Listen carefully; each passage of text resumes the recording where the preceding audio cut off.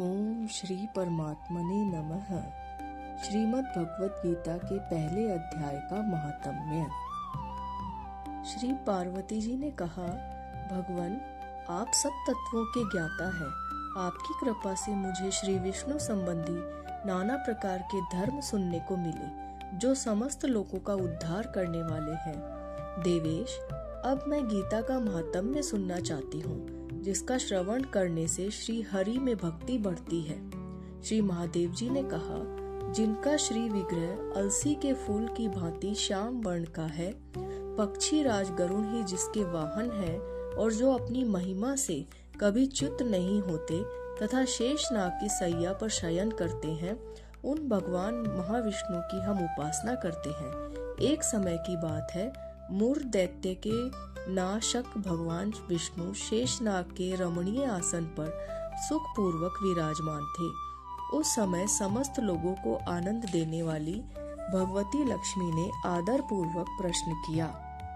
श्री लक्ष्मी जी ने पूछा, भगवान आप संपूर्ण जगत का पालन करते हुए भी अपने ऐश्वर्य के प्रति उदासीन से होकर जो इस क्षीर सागर में नींद ले रहे हैं, इसका क्या कारण है? श्री भगवान बोले, सुमुखी, मैं नींद नहीं लेता हूँ, अपितु तत्व का अनुसरण करने वाली अंतर्दृष्टि के द्वारा अपने ही महाईश्वर तेज का साक्षात्कार कर रहा हूँ। देवी, यह वही तेज है जिसका योगी पुरुष कुशाग्र बुद्धि के द्वारा अपने अंतःकरण में दर्शन करते हैं तथा जिसे मीमांसक विद्वान वेदों का सार तत्व निश्चित करते हैं। वह माहेश्वर तेज एक अजर प्रकाश स्वरूप आत्म रूप, रोग शोक से रहित अखंड आनंद का पुंज, निष्पंद निरीह है तथा द्वेत रहित है। इस जगत का जीवन उसी के अधीन है, मैं उसी का अनुभव करता हूँ। देवेश्वरी, यही कारण है कि मैं तुम्हें नींद लेता सा प्रतीत हो रहा हूँ। श्री लक्ष्मी जी ने कहा, ऋषिकेश, आप ही योगी पुरुषों के ध्येय हैं। आपके अतिरिक्त भी कोई ध्यान करने योग्य तत्व है? यह जानकर मुझे बड़ा कौतूहल हो रहा है। इस चराचर जगत की सृष्टि और संहार करने वाले स्वयं आप ही हैं। आप सर्व समर्थ हैं। इस प्रकार की स्थिति में होकर भी यदि आप उस परम तत्व से भिन्न हैं, तो मुझे उसका बोध कराइए। श्री भगवान ने कहा, प्रिय, आत्मा का स्वरूप द्वैत है और अद्वैत से पृथक, भाव और अभाव से मुक्त तथा आदि और अनंत से रहित है। शुद्ध ज्ञान के प्रकाश से उपलब्ध होने वाला तथा परमानंद स्वरूप होने के कारण एकमात्र सुंदर है। वही मेरा ईश्वरीय रूप है। आत्मा का एकत्व ही सबके द्वारा जानने योग्य है। गीता शास्त्र में इसी का प्रतिपादन हुआ है। अमित तेजस्वी भगवान विष्णु के ये वचन सुनकर लक्ष्मी देवी ने शंका उपस्थित करते हुए कहा, भगवान, यदि आपका स्वरूप स्वयं परमानंदमय और मन वाणी की पहुंच से बाहर है, तो गीता कैसे उसका बोध कराती है? मेरे इस संदेह का आप निवारण कीजिए। श्री भगवान बोले, सुंदरी सुनो, मैं गीता में अपनी स्थिति का वर्णन करता हूँ। क्रमशः 5 अध्यायों को तुम 5 मुख जानो, 10 अध्यायों को 10 बुझाएं समझो तथा 1 अध्याय को उदर और 2 अध्यायों को दोनों चरण कमल जानो। इस प्रकार इस 18 अध्यायों की वाङ्मयी ईश्वरीय मूर्ति ही समझनी चाहिए। इस ज्ञान मात्र से ही महान पातकों का नाश करने वाली है।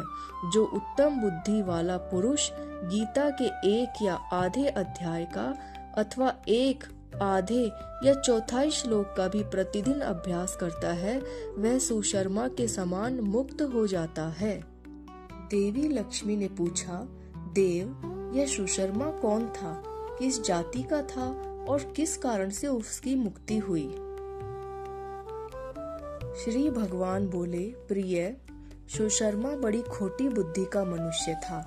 पापियों का तो वह शिरोमणि ही था। उसका जन्म वैदिक ज्ञान से शून्य एवं क्रूरता पूर्ण कर्म करने वाले ब्राह्मणों के कुल में हुआ था। वह न ध्यान करता था, न जप, न होम करता था, न अतिथियों का सत्कार करता था। वह लंपट होने के कारण सदा विषयों के सेवन में आसक्त रहता था। हल जोतता और पत्ते बेचकर जीविका चलाता था। उसे मदिरा पीने का, व्यसन का तथा मांस खाने का भी शौक था। इस प्रकार उसने अपने जीवन का दीर्घ काल व्यतीत कर दिया। एक दिन मूढ़मती सुशर्मा पत्ते लाने के लिए किसी ऋषि की वाटिका में घूम रहा था। इसी बीच में काल रूपधारी काले सांप ने उसे डस लिया। सुशर्मा की मृत्यु हो गई।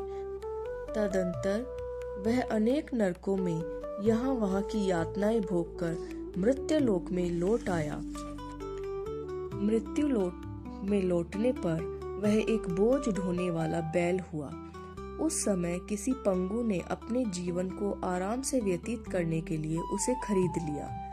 बैल ने अपनी पीठ पर पंगु का भार ढोते हुए बड़े कष्ट से 7-8 वर्ष बिताए।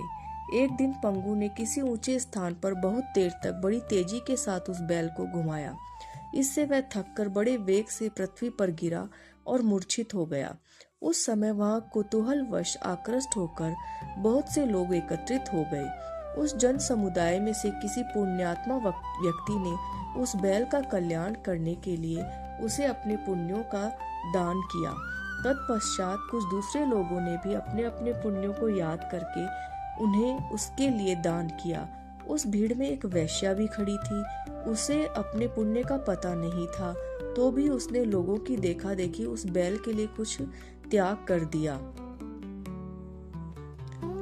तदंतर यमराज के दूत उस मरे हुए प्राणी को लेकर पहले यमपुरी लेके गए।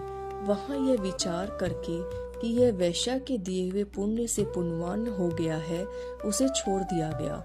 फिर वह भूलोक में आकर उत्तम कुल और शील वाले ब्राह्मणों के घर में उत्पन्न हुआ। उस समय भी उसे अपने पूर्व जन्म की बातों का स्मरण बना रहा।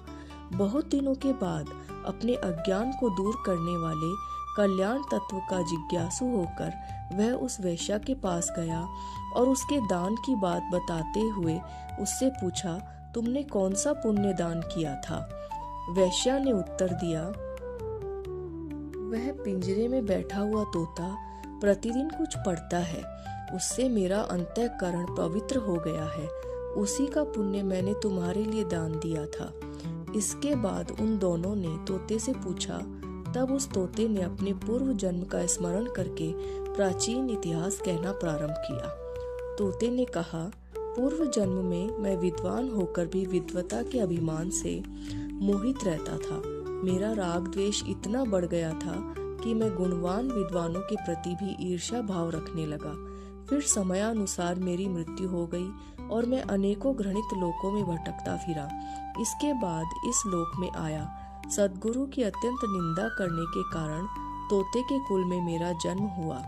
पापी होने के कारण छोटी अवस्था में ही मेरा माता पिता से वियोग हो गया।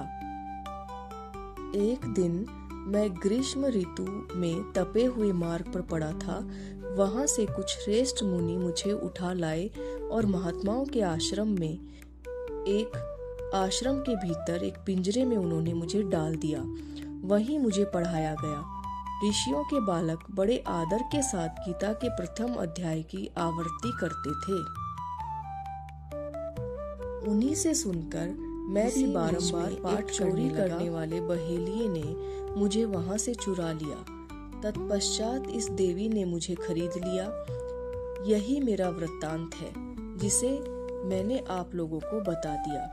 पूर्व काल में मैंने इस प्रथम अध्याय का अभ्यास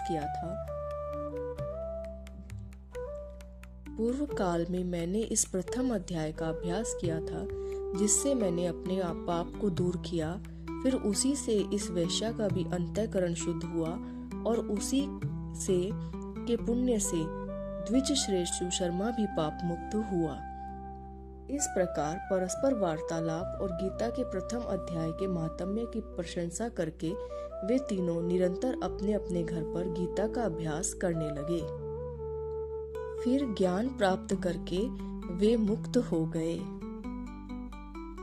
इसलिए जो गीता के प्रथम अध्याय को पढ़ता, सुनता तथा अभ्यास करता है, उसे इस भवसागर को पार करने में कोई कठिनाई नहीं होती। जय श्री कृष्ण। जय श्री नमो नारायण।